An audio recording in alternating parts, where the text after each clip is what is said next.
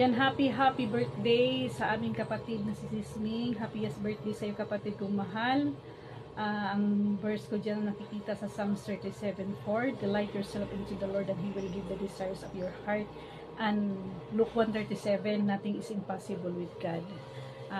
Alam ko, kapatid kong mahal, kung paano ka nagpapagal sa ating Panginoon, paano ka nagpapagamit sa ating Panginoon, at paano ka naglilingkod sa ating Panginoon. At kami po ay taos-puso nagpapasalamat sa iyo, sa iyong kabiyak sa buhay na laging nagpapagamit sa ating Panginoon. God bless you more, kapatid kong mahal, at sa iyong family.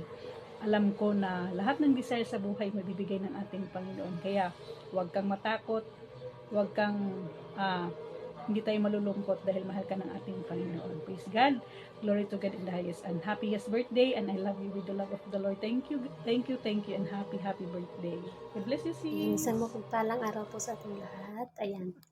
Ayan, gusto ko lang pong batiin ng ating mahal na kapatid, Sis Ming. Happy birthday.